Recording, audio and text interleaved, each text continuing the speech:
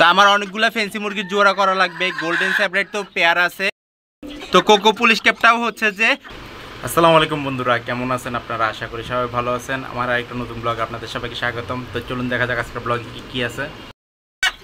তো আজকে চলে আসছি আমি আমার ফেন্সি মুরগির কাছে, কোনটার সাথে কোনটাকে রাখছি, কিভাবে ওদেরকে খাবার দাবার দিচ্ছি, আবার নতুন করে তো সেট আপ করছিলাম, সেট আপটা কি ভালো হয়েছে না হয়েছে সেটা আজকে জানাবো।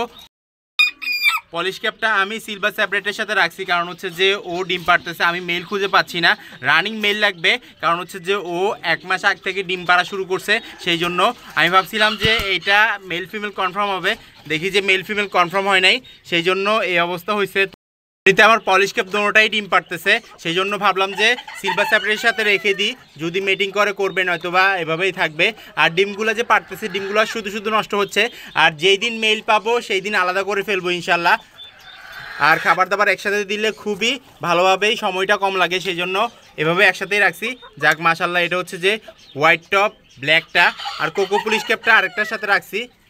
দেখে আপনাদেরকে, দেখুন কত সুন্দর।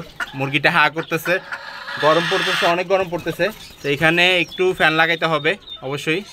তো কোকো পুলিশ ক্যাপটা সেটাও রাখছি যে সিলভার স্যাপ্রেটের সাথে। সিলভার স্যাপ্রেট আমার কাছে 2টা মেল হয়েছে, সেই জন্য আমি 2টাকে আলাদা করে রাখছি। মাঝখানে আমার শেরমার বাচ্চাটাও মারা গেছে, তো আজকেও একটা বাচ্চা মারা গেছে, সেইটা আমি বড় করছিলাম যে সিলভার স্যাপ্রেটের সাথে পেয়ার করার জন্য। আর শেরেমা একটা বড় করছিলাম শেরেমার সাথে পেয়ার করার জন্য, কিন্তু এখন হচ্ছে না। তো ইনশাল্লাহ সেট আপটা করবো, আরেকটা নতুন করে সেট আপ করতে হবে। এই সেট আপটা তো সাময়িকভাবে করছি, নতুন করে খুব সুন্দর করে একটা সেট আপ করবো। তো আমার অনেকগুলো ফেন্সি মুরগির জোড়া করা লাগবে। গোল্ডেন স্যাপ্রাইট তো পেয়ার আছে, পলিশ ক্যাপ, তারপর সিলভার স্যাপ্রাইট, তারপর শেরেমা আর জাপানিজ ব্যান্তাম, এগুলোর পেয়ার করতে হবে। এগুলো তো ইঁদুরে কামড় দিছে, মডার্ন গেম তো এখন নাই, মডার্ন গেমও আনা লাগবে ইনশাল্লাহ। তো কোকো পুলিশ ক্যাপটাও হচ্ছে যে ফিমেল, আমি ভাবছি যে এটা মেল হবে, কারণ হচ্ছে যে এর ঝুঁটিটা নিচের দিকে। তো আমি এগুলো প্রথম পালতেছি, সেজন্য মেল ফিমেল বুঝি নাই। আর এখানে আছে শেরেমার 2টা ফিমেল, দেখুন, এই যে দেখুন মাশাল্লাহ আলহামদুলিল্লাহ। আর সিলভার স্যাপ্রেটের সাথে রেখে দিছি। তো শেরেমার বাচ্চাগুলো বের হয়েছে, ছোট্ট ছোট্ট ফুটফুটে কালার হয়েছে, সিলভার স্যাপ্রেটের মতো। একবারে সিলভার কালারই হয় যখন বাচ্চাগুলো জন্ম নেয়, পরবর্তীতে ফুটফুটে কালার হয়ে যায়। আমি আপনাদেরকে নেক্সট ব্লগে দেখাবো যে ওদের বাচ্চাগুলো কেমন আসছে। আর পলিশ ক্যাপের তো এইবার ফার্স্ট টাইম দিতেছি, ইনশাল্লাহ দেখা যাক কী হয়। তো 2টা কেজ থেকে 3টা ডিম সংগ্রহ করছি, আরও কেজ বাকি আছে। সবগুলা ডিম সংগ্রহ করার পর জানাবো যে কয়টা ডিম সংগ্রহ করা যায় আমার এখান থেকে। তো সকালেও উঠাই, বিকালেও উঠাই, রাতেও উঠাই, কারণ হচ্ছে যে আমি এখানে 3 টাইম আসি, খাবার দাবার দিই এবং ইঁদুরে ডিস্টার্ব করে নাকি সেটাও দেখি। এত কষ্ট করে দেখা সত্ত্বেও মুরগিগুলোকে ইঁদুরে ডিস্টার্ব করে, কামড় দেয়, মেরে ফেলে। তো এখানে সেট আপটা অবশ্য সাময়িকভাবে করছি, যেটা করছি আগে সেটা। তো এখানে 3 রঙের 3টা মুরগি আছে, মুরগিগুলো আল্লাহর রহমতে ডিম পারে।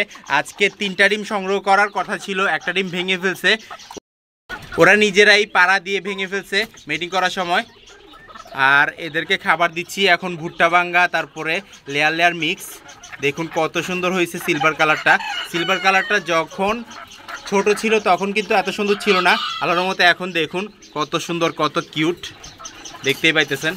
এটা হচ্ছে সিলভার স্যাপ্রাইট, সিলভার স্যাপ্রাইট, গোল্ডেন স্যাপ্রাইট আজকে দেখাবো আপনাদেরকে।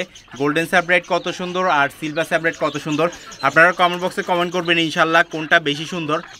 পাশেই আছে গোল্ডেন স্যাপ্রাইট, দেখাচ্ছি, ওইখানে ডিমও আছে মাশাল্লাহ। এই যে আমি আমার গোল্ডেন স্যাপ্রাইট ছোট পেয়ারটার কাছে চলে আসছি। এটা হচ্ছে ছোট পেয়ার, ছোট বলতে যেটা মেল আছে, মেলটা একটু ছোট।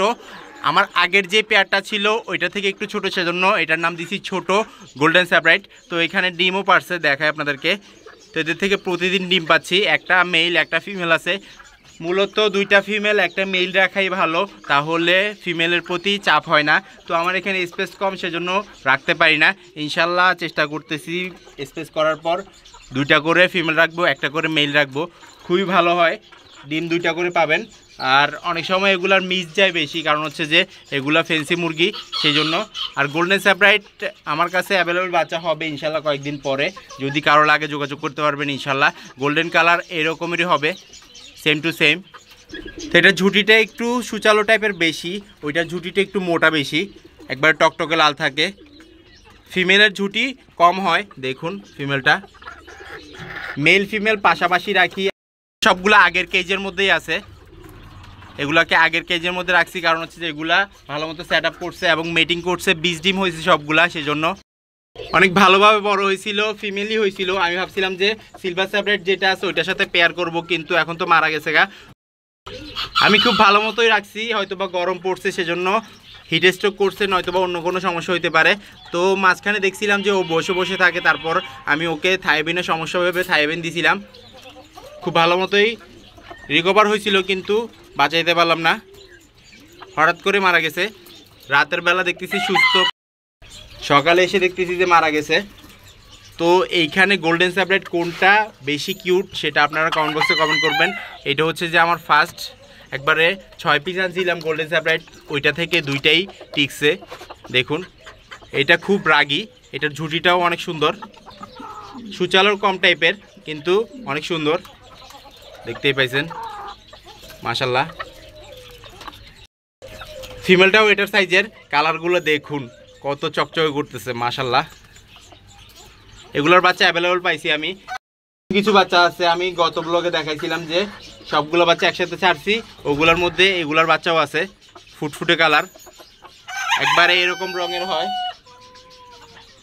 গতবার যে শীতের মধ্যে বাচ্চা ফুটেছিলাম ওগুলো টিকে নাই, এবার গরমকালে যে বাচ্চাগুলো ফুটছে এবং ইনকিউবেটর থেকে বের করে সাইড ওয়ার্ডি লাইটে ব্রুডিং করাইছি ওগুলো টিকছে আল্লাহর মতে। এগুলো পাশাপাশি কেজির মধ্যে রাখছি, একটা আরেকটাকে দেখলে লাফালাফি করে, সেজন্য কেন অ্যাক্টিভিটি ভালো থাকে সেই জন্য। তো এগুলো এখানে থাক, এগুলা ডিম পারে রাতের দিকে। আর যেটা ডিম সংগ্রহ করছে ওইটা হচ্ছে যে এইটার, ওইটা হচ্ছে যে ছোটোটার, এটার চোখ একবারে দেখা যাচ্ছে না, দেখুন যখন ঝুঁটিটা সামনে চলে আসে তখন একবারে চোখটা দেখা যায় না। তো প্রথমে দেখাইছি 3টা, এখন দেখাচ্ছি 3টা, টোটাল হচ্ছে 6টা ডিম সংগ্রহ করছি। 6টার মধ্যে সিল্কির হচ্ছে যে 2টা, আর বাকিগুলো হচ্ছে যে গোল্ডেন স্যাপ্রাইটের এবং শেরেমার আর পলিশ ক্যাপের, আর একটা আছে জাপানিজ ব্যান্থামের। তো দেখা যাক কোনটা জমলে তো বাচ্চা ফুটবে ইনশাল্লাহ আল্লাহর রহমতে। আর সিল্কি ব্ল্যাকটাও মনে হয় ডিম পাড়া শুরু করছে, সেজন্য 2টা ডিম পাইছি। দেখা যাক যদি 2টা ডিম নেক্সট বার পাই আপনাদেরকে দেখাবো। ব্ল্যাক সিল্কিটা আমার এখানে যে ডিম পারছে ওইটা একবার হোয়াইট কালার হবে, কিন্তু বাচ্চা বের হবে ব্ল্যাক কালার। আর আমার কাছে মেল ফিমেল কনফার্ম আছে, দেখা যাক। সেটআপটা তো করছি আল্লাহর রহমতে, কিন্তু ওদের বাচ্চাগুলো এখনও ফুটাতে পারিনি।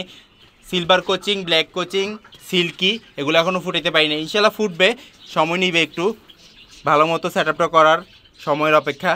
আর আমি নতুন করে শুরু করছি সেজন্য আস্তে আস্তে বুঝতেছি, দেখা যাক কি হয়। শিখার কোনো শেষ নাই, পশু পাখি লালন পালন করে শিখতেই পারবেন, শিখার কোনো শেষ নাই আল্লাহর মতে। শখের মুরগি বাচ্চাগুলো বড় করার পর এভাবে মারা গেলে কেমনটা লাগে আপনারাই বলুন। দেখুন কত সুন্দর করে আমি এটাকে বড় করছিলাম, ছেড়ে মা যেই মেলটা আছে ওইটা যেন কামড় না দিতে পারে সেই জন্য আমি আলাদা করে কেজের মধ্যে রাখছি। দেখুন এটা মারা গেছে, তো কালকে রাত্রে আমি ঠিক দেখছিলাম সকালের দিকে মারা গেছে। তো এটা হচ্ছে যে গোল্ডেন স্যাপ্রাইট ফিমেল, তো এটার মেলটাও মারা গেছে 1 মাস আগে, আজকে এইটা মারা গেছে। তো আমি ভাবছিলাম যে এটাকে ছেড়ে লালন পালন করব, এখন থেকে যে বাচ্চাগুলো ফুটবে আল্লাহর রহমতে ওগুলা সপ্তাহখানিক ব্রুডিং করার পর ছেড়ে লালন পালন করব, যেখানে ভালো মতো একটা জায়গা বানাইছি ওইখানে ইনশাল্লাহ। কেজের মধ্যে রাখলে হয়তো বা অসুবিধা হইতে পারে ওদের, এবং বাচ্চাগুলো মারা যায় বেশি, আর বড় হওয়ার পর মারা যায়, ছোট অবস্থায় মারা যায়। এই সিস্টেমটা হয়তো বা ভালো না, সেজন্য এই অবস্থা হইতেছে। তো দেখা যাক কি হয়, এত কষ্ট লাগতেছে। এখন এটাকে মাটি চাপে দিতে হবে। এটা হচ্ছে যে গোল্ডেন স্যাপ্রাইট, কালারটা আরও একটু ফুটতো, মল্টিং শেষ হইলে রানিং হওয়ার পর কালারগুলো খুব চকচকে দেখা যাইতো, আর কালো কালো দাগগুলোও চলে যাইতো গা। দেখুন কিভাবে কি হয়ে গেল, হঠাৎ করে হয়ে যায়, অনেক কষ্ট লাগে যখন এগুলো হয়, শখের প্রাণীগুলো মারা যায় তখন। এভাবে কষ্ট করে লালন পালন করি, তারপর হঠাৎ করে মারা যায় গা। আমার ভিডিও যদি ভালো লেগে থাকে লাইক কমেন্ট শেয়ার করবেন, যারা সাবস্ক্রাইব করেনি সাবস্ক্রাইব করে দিবেন, আর যারা সাবস্ক্রাইব করছেন তাদের অসংখ্য ধন্যবাদ। ইনশাআল্লাহ আবারও দেখা যাবে নতুন কিছু নিয়ে। আল্লাহ জানে সবাইকে সুস্থ রাখে, সবাইকে বিপদ থেকে রক্ষা করে। আজকে বিদায় নিচ্ছি, আল্লাহ হাফেজ।